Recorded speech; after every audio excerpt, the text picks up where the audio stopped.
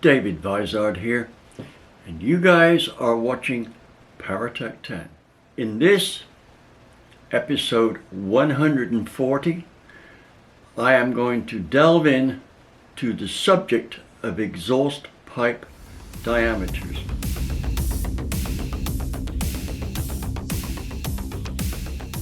This is a subject which has been dealt with so many times incorrectly. So I'm going to start off by saying that one well-known channel, 337 Speed, is just one of the sources that has formulas that at best put you in the ballpark. Now, not all of the channels do this, but 337 Speed has actually said this is a good approximation, and it is best to assume that you may have to do some adjustments. Well, making headers is a pretty skilled job, and if you're not, how shall I say, well practiced in that, it will take a long time. I've made headers with a friend of mine who was a brilliant welder. Between the two of us, with literally hundreds of bends available to us, because we did this in an exhaust muffler shop, which we knew the boss, and he let us stay there until we built our headers, and to use any of the pipe bends that he had in stock. Essentially, he was sponsoring our sports racer. But anyway, it took us 24 hours non-stop to make a set of header, not a set, a header for a 4-cylinder Ford cross-flow engine, 1600. 24 hours. Now, did we get it right? It's hard to say. I dynoed quite a few different styles of exhaust, so we patterned our exhaust manifold, as we call them in England, on the one that made the most horsepower, and that was a 4-2-1 header, not a 4-1. The car was a race-winning car, so we made the presumption that we must have been close. Anyway, that was now 50 years ago. Oh my goodness, time does fly. Anyway, the point is this. The traditional formula, and I'll put that up, is at best a ballpark deal. The area that this formula produces can be out by as much as 20%, plus or minus 20%. We don't want that for our race car. Let me explain why. Take a look at your engine and think about it as each component is kind of a living entity. Now, ask yourself this question. Does the exhaust know how big your exhaust valve is? Then ask this question. Does your exhaust know how much is flowing? It doesn't have a ruler to measure the valve, but it does have a kind of knowledge of what's and how much is flowing or would flow in the exhaust pipe. So let's take valve size and efficiency. The exhaust valve can have an efficiency ranging from about 0.6 to about 0.9. Now, pro stock stuff can go even higher than that 0.9. Now, again, the flow out of the port is not dependent on efficiency or size independently. You can have an inefficient big valve that flows the same as an efficient smaller valve. So, picking on exhaust valve size to dictate the exhaust pipe diameter only gets you as accurate as whatever that formula was for maybe the middle of the road between 0.6 and 0.9. Now, let's say that's 0.75. So it can be 15% up in efficiency or 15% down in efficiency with the appropriate size for the same flow. So, valve size is not a good parameter to use for sizing your exhaust. Now, I've put this exhaust pipe sizing stuff in my book. I believe it's How to Build Horsepower. I think I've used it in a couple of books in graphical form. And here's the thing. Works every time. You pick what range of RPM you want to deal with, and it doesn't use the RPM just as such. It uses street strip, and brace. And these put the peak torque curve further and further up the rev range as the top end gets more and more important. But anyway, let's investigate that formula. Here it is, and this is what it predicts. I've just talked about exhaust valve sizes and flow efficiencies at quite some length. What has that got to do with a formula which doesn't even mention valve sizes, or efficiencies for that matter? Well, that's not quite true. In a roundabout way, it does involve these. Now let's look at what we've got for this formula. First, the cubic inch displacement of one cylinder. Well, you can get a particular displacement by either a long stroke and a small bore, or a big bore and a small stroke. A big bore will allow you to install bigger valves, and vice versa, a long stroke will limit the valve size. This strongly indicates that the cubic inch displacement of the cylinder brings about an unaccounted for variable. Now let's look at the peak torque RPM. You know, many people who build engines are putting an engine together where they don't exactly know where peak torque is going to occur, but they would like to maximize it. So, unless you know exactly where peak torque is going to occur from a spec you've already done, entering peak torque is also not a good parameter to use to decide on the pipe size. There's a much better way of doing it. That's what I'll go into now.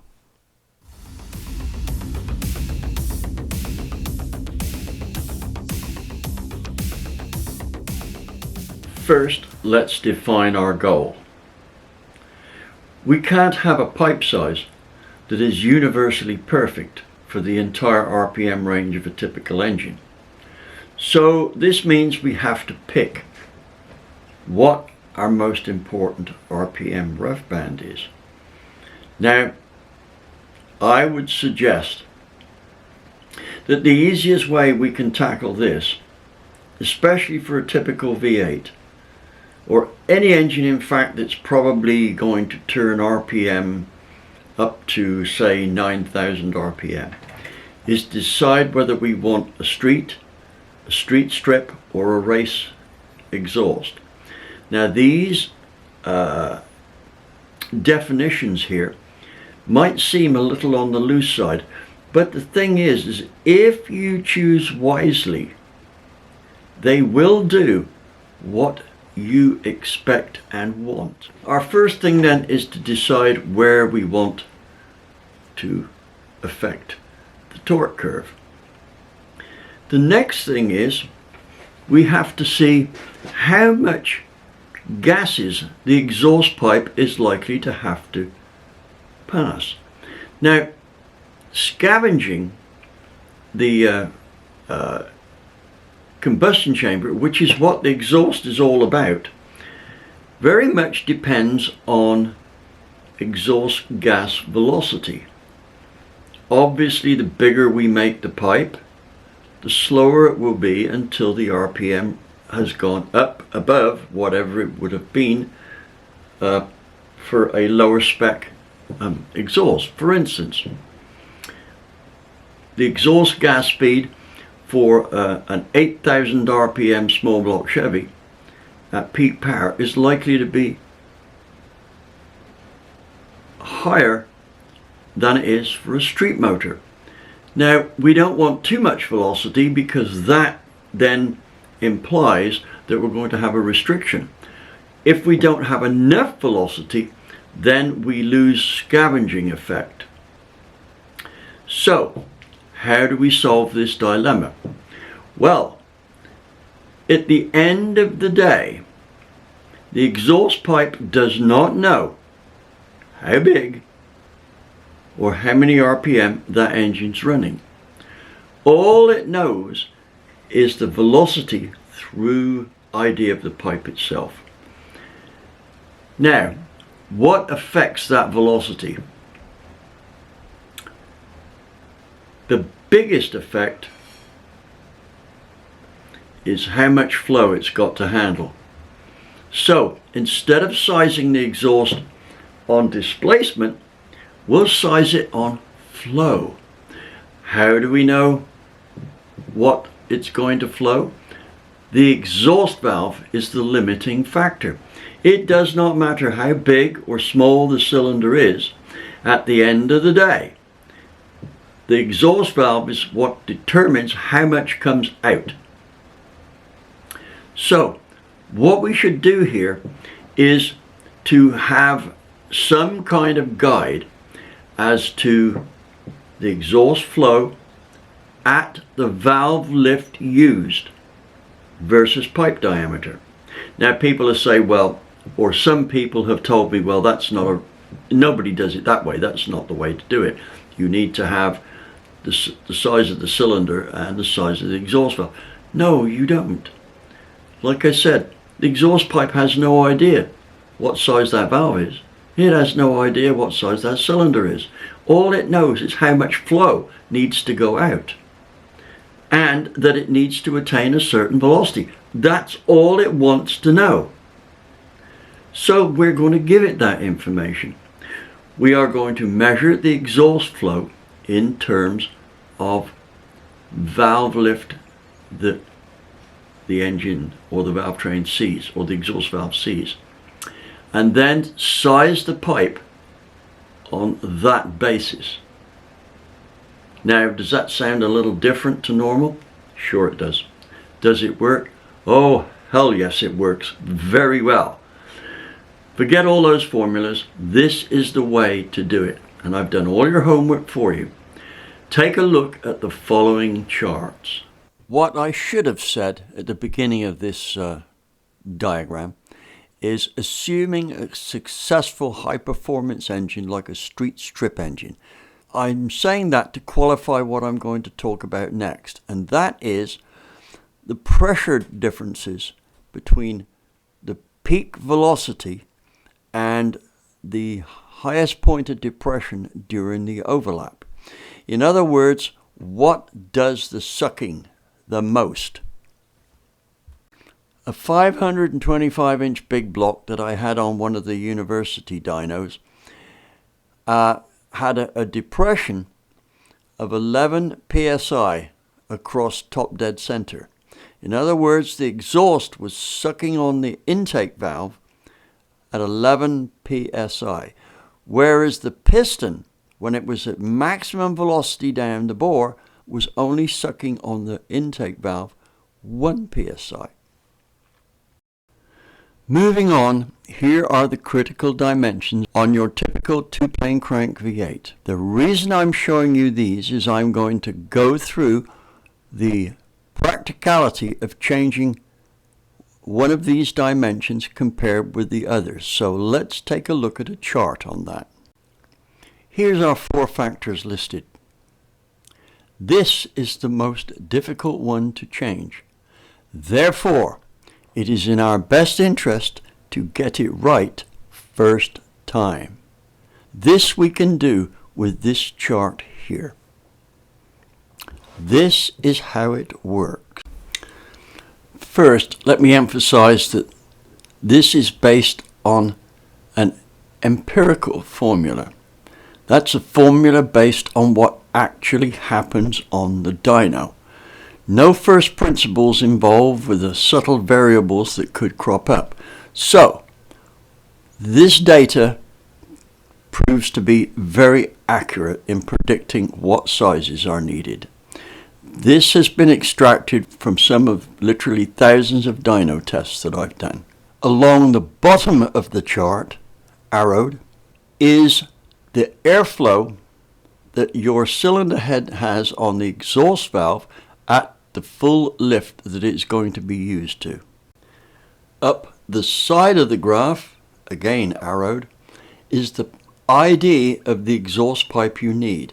Now, most exhaust systems are made of 60 thousandths, give or take a small amount, thick material. So, since most exhaust systems are marketed by the size of the OD of the pipe, you'll need to add about 1/8 of an inch to these diameters shown here. And by the way, this chart or graph is from page 135 of my runaway bestseller, How to Build Horsepower. This book is available from Amazon.com. Now, here's an interesting fact about this book. It was a runaway bestseller before the first one even hit the book stands. Nearly 60,000 souls out there bought this book just on faith. In other words, they had so much confidence in what I was going to tell them was factual and functional that they bought this book. That doesn't happen in the hot rod industry. This is kind of an isolated case peculiar to this book. It's been sold to universities as a starter for engine programs all over the world, and it still continues to be a very strong seller. Although I'm only talking about the pipe diameter here, you'll find that either side of page 135, if you care to get one, is a lot of exhaust technology that you don't see very often, and it's stuff that I've simplified to the point that it's really understandable.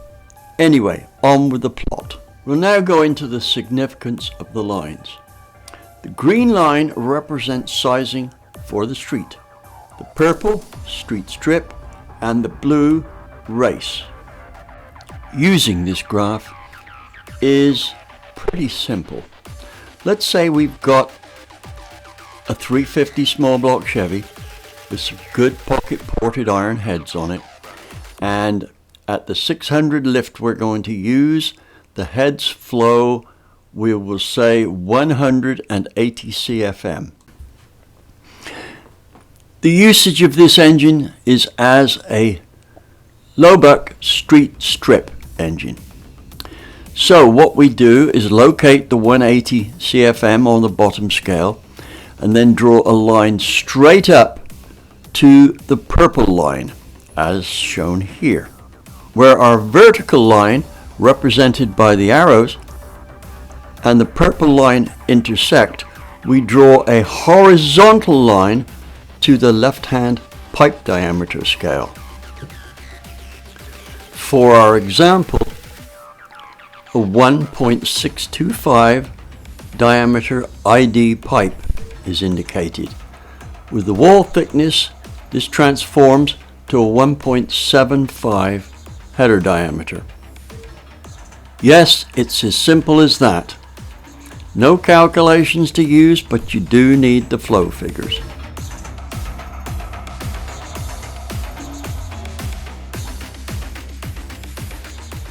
So let's consider some applications here before we wind up this video. Does it work on 4-cylinder engines? Well, yes it does. I haven't tried it on that many 4-cylinder engines, but I have used it on a Toyota 4-cylinder engine and quite a few Cosworth engines, 1600 BDA, 2-liter 4-valve Pinto engine. That's the YB engine, and it worked well on those. It came out with the same size headers that the factory came out with, so that was pretty good there. Now, as far as V8s goes, it's worked on it from everything from a 289 small block Ford right up to a 460-inch small block Ford. It's also worked on Chevrolets as well, as you can well imagine, and Chrysler. So no change in that there. Now, on big blocks, it appears to work just as well. Now, I've stopped the scale at 280 CFM, but most of the big blocks that I dyno have got somewhere around 300 CFM of exhaust flow. That's at high lift, and it seems to predict pretty good there, about a 2.5-inch diameter pipe. So there we go. As far as I know, a near universal pipe sizer. Only setback is you do need those flow numbers. If you hunt around enough, you can probably find some flow figures that are close to what you suspect your cylinder heads are. For instance, on Stan Weiss's channel, he's got just hundreds of flow tests on there, and they're all in alphabetical order plus manufacturer's order. So you can go down there and get some pretty accurate flow figures for what you're doing. Anyway, that's about to wind up this here. Please don't forget to subscribe. Please comment. Please like. And if you do really like what we're doing here, a super thanks would be great. Thank you for watching.